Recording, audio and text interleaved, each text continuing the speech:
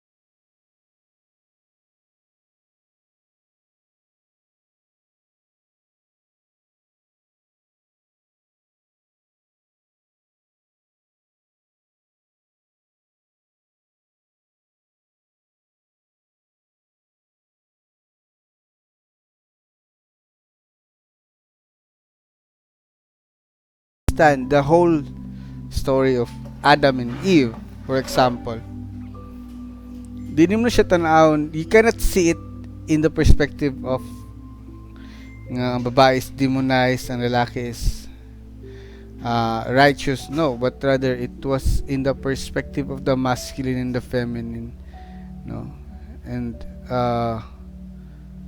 the tug of war between order and chaos in a seemingly perfect nga system such as the Garden of Eden. So people actually use the narratives in the Bible to fit their own belief system. Kana lang po. People's views are affected by their peers. And this is true, right? Because your views, or rather their opinions, mo affect na nimo whether you like it or not, because you are with them.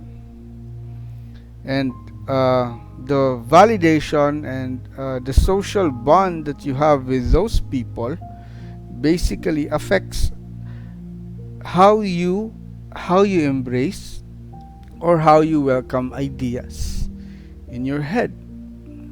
And if you welcome such an idea nga isa lang ka tiny idea, you welcome it sa imong hunahuna,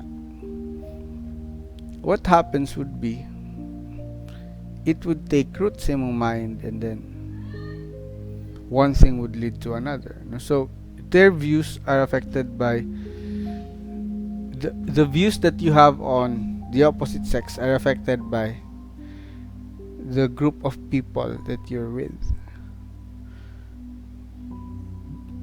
Both genders have perceived generalizations about the other, but there are exceptions, right? But the thing here is, yes, that's actually true. We have our own generalizations with the opposite gender, because at some point it's proven to be true, but at some point it's not. So munang gitawag nga naagi exemption between those generalizations.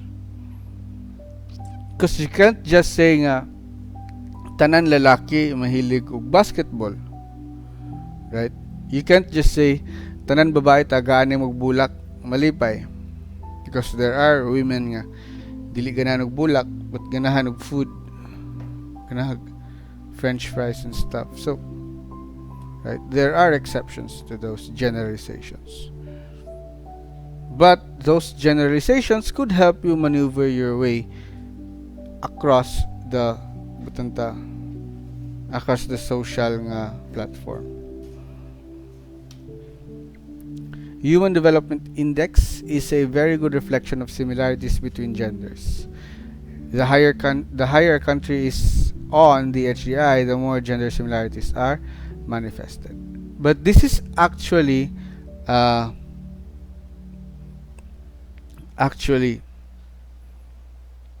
experimented upon by the Scandinavian countries. They tried to even out in terms of careers and job opportunities. They tried to even out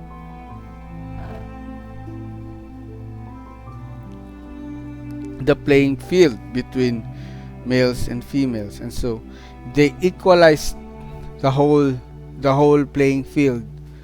And what happened was nagkadako noon ang gap in terms of the differences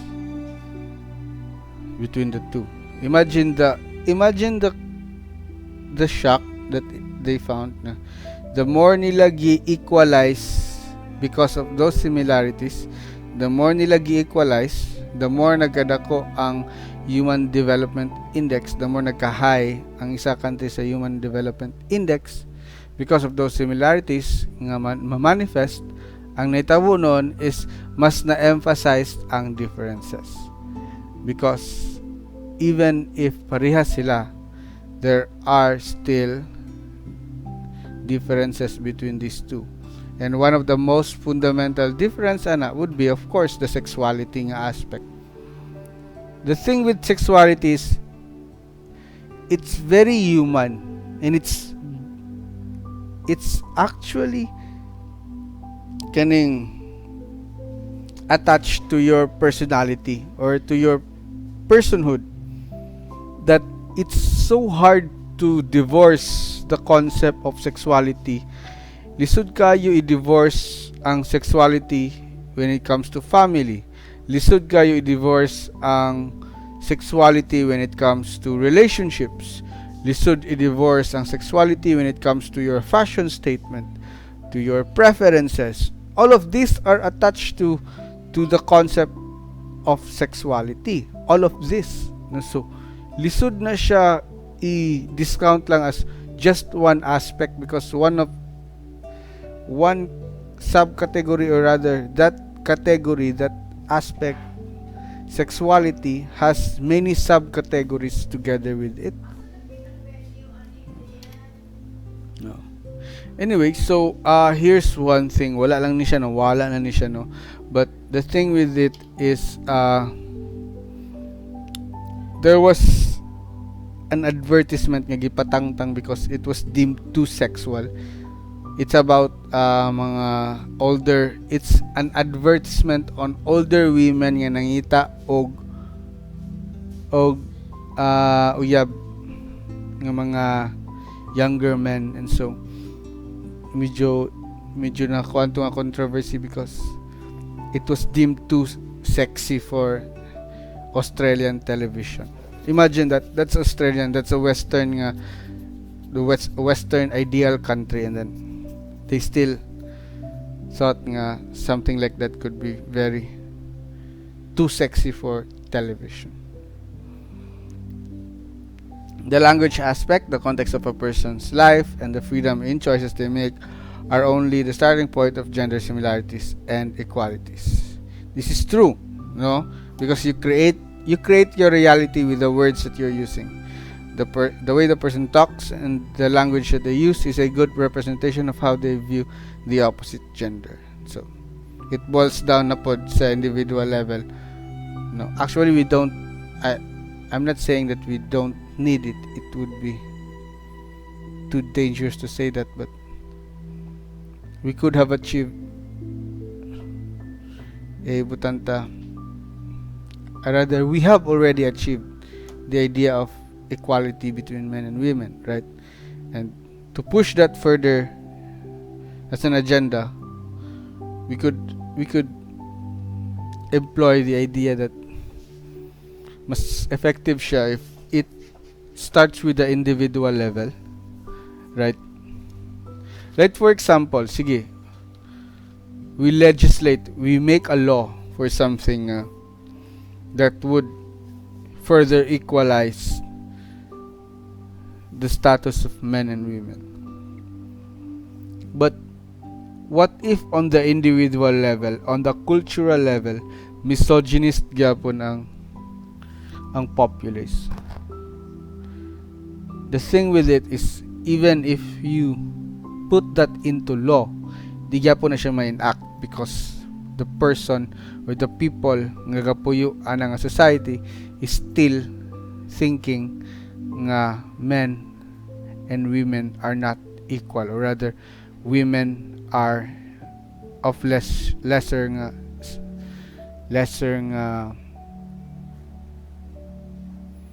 position in society than men. No, so as itong gisulti ni Denzel Washington nga, you cannot legislate love, which is very true. No matter how you push towards it on the political agenda, if down to the individual level, wala gyapon. It doesn't have any teeth. Balag man pa na siyang balaod. Okay, so here we have two depictions of men.